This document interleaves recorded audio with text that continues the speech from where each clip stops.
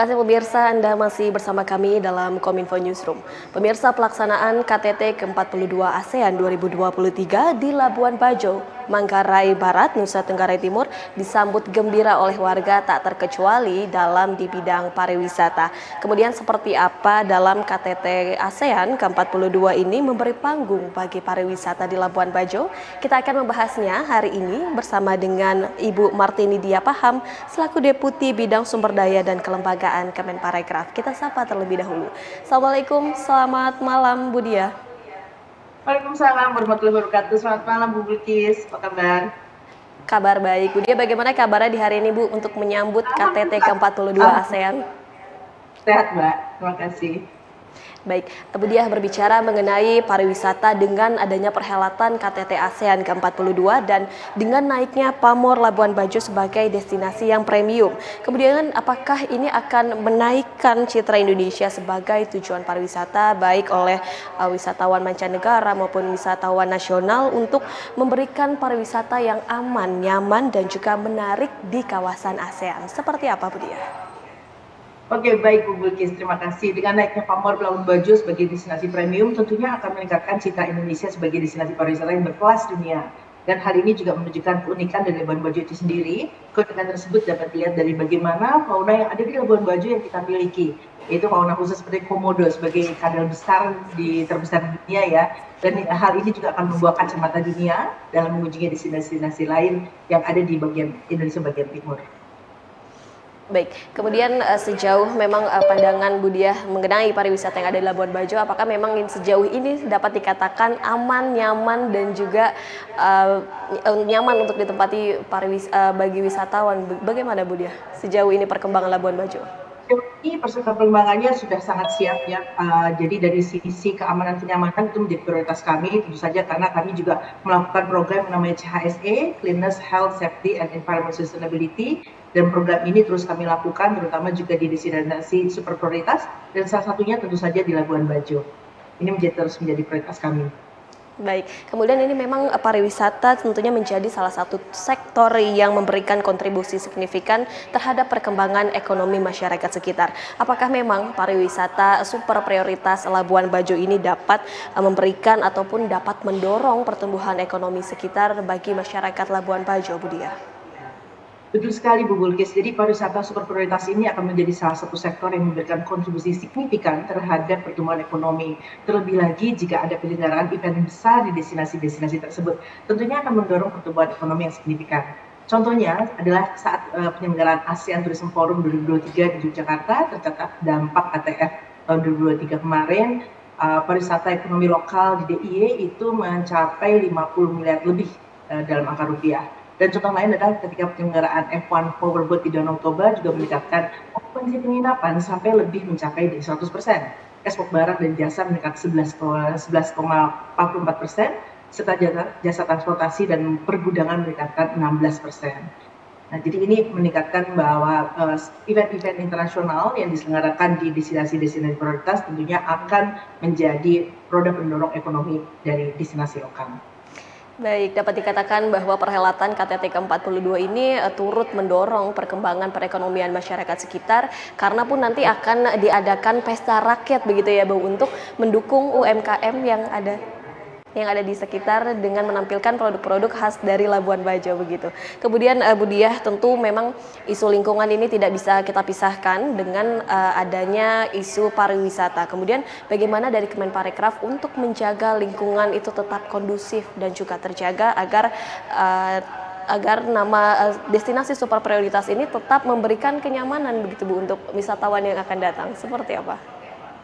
Oke, jadi salah satu upaya konkret yang dilakukan oleh Kemenparekraf dalam meningkatkan atensi akan keberlanjutan lingkungan adalah dengan menyelenggarakan Destination Management Forum.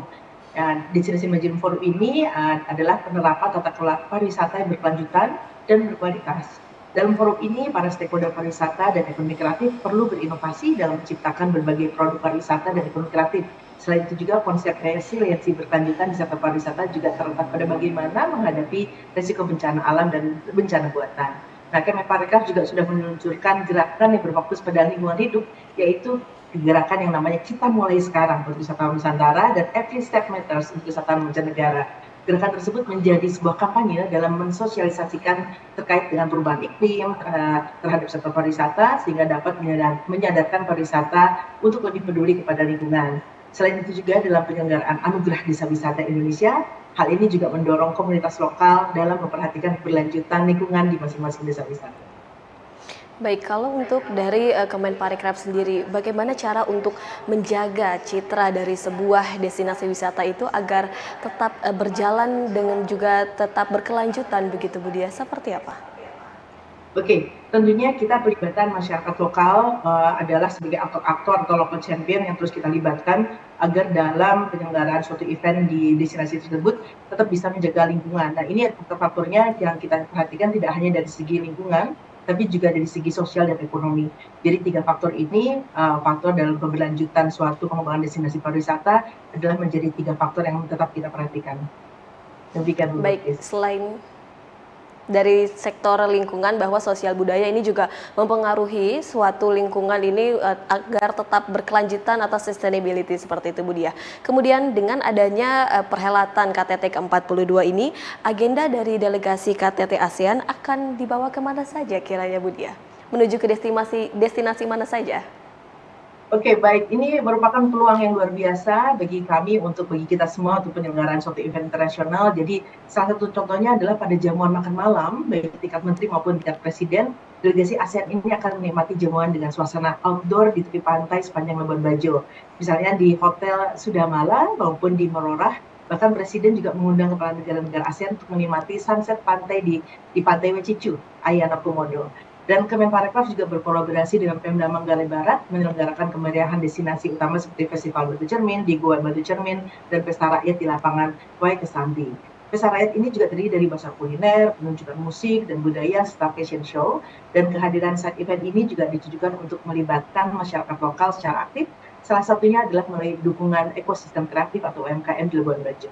Nah, Kemenparekraf juga berkolaborasi dengan Kementerian Luar Negeri untuk mengadakan kegiatan program ASEAN Youth yang akan melibatkan 22 anggota delegasi dari negara-negara ASEAN.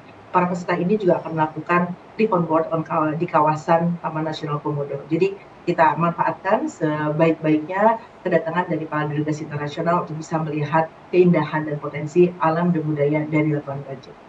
Baik, dengan membawa delegasi KTT ASEAN ini berkeliling Labuan Bajo memperkenalkan wisata Labuan Bajo, sebenarnya apa yang ingin dicapai baik oleh pemerintah Indonesia terkhususnya dari Kemenparekraf, apa yang ingin dicapai dengan memperkenalkan keindahan alam dari Labuan Bajo itu sendiri, Bu Dia? Oke, tentunya ini adalah peluang yang luar biasa. Kami ingin juga melakukan yang dinamakan diplomasi pariwisata, Bu. Jadi dilakukan pemerintah Indonesia di KTT ASEAN ini bukan hanya memainkan high politik dari berbagai pertemuan penting dengan dihadirannya negara anggota ASEAN. KTT ASEAN juga ingin memenangkan hati masyarakat lokal atau low politics yang kita sebut di Labuan Bajo dan sekitarnya. Dan bagi para delegasi ASEAN, hal ini akan berdampak pada bagaimana sisi think tank dapat merumuskan kebijakan-kebijakan ASEAN dari 3 pilar, yaitu politik keamanan, ekonomi, dan sosial budaya. Dan sektor pariwisata sendiri termasuk pilar ekonomi. Konkretnya seperti bagaimana visi pariwisata ASEAN dan bentuk dari pemasaran yang akan dilakukan oleh ASEAN itu sendiri menuju pada pemasaran ASEAN sebagai destinasi kawasan tunggal. Selain itu juga dari sisi pemasaran, dari sisi peningkatan sumber daya manusia, ASEAN tengah menjalankan implementasi Mutual Recognition Agreement Arrangement on Tourism Professional sebagai sumber rujukan yang disepakati bersama untuk memfasilitasi pergerakan tenaga kerja profesional pariwisata di kawasan ASEAN. Dan ini tentu saja apa yang kami ingin capai adalah bagi masyarakat lokal tentunya diplomasi pariwisata ini akan meningkatkan lapangan pekerjaan dan sekaligus meningkatkan pendapatan perekonomian di masyarakat itu sendiri. Baik, selaras dengan tujuan dari pemerintah yakni menghasilkan hasil yang konkret dengan adanya KTT ke-42 ini, yaitu bagi Kemenparekraf ingin memajukan sektor ekonomi bagi masyarakat sekitar. Terakhir Bu Diah, dengan adanya diplomasi pariwisata, apa yang akan berdampak dengan para delegasi ASEAN ini? Jika iya, memang seperti apa bentuknya dengan adanya diplomasi pariwisata ini? Oke, tentunya kita akan melihat dari berbagai sisi, dari sisi para delegasi internasional, kayak kita harapkan terjadi people to people contact antara delegasi Indonesia dengan delegasi asing, dan juga kita berharap bahwa dari delegasi internasional itu juga mengenal lebih dekat tidak hanya lingkungan, tapi juga masyarakat lokal di Labuan Bajo. Jadi dengan penyelenggaraan KTT ASEAN Summit ini, kami berharap sisi positifnya bisa sangat dinikmati oleh masyarakat Indonesia secara umum. Demikian Bu Bilkis. Baik, menikmati keindahan dari Labuan Bajo tidak hanya pada saat pelaksanaan KTT ASEAN saja, namun ini berusaha bagaimana para delegasi kembali menaruh hati begitu untuk datang kembali ke Labuan Bajo.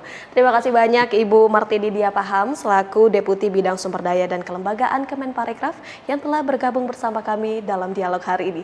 Terima kasih banyak Ibu Dia, selamat melanjutkan aktivitas, salam sehat selalu. Sama-sama, terima kasih Bu Bilkis, salam sehat. Dan pemirsa, kami akan kembali dengan beragam informasi lainnya. Tetaplah bersama kami dalam Kominfo Newsroom.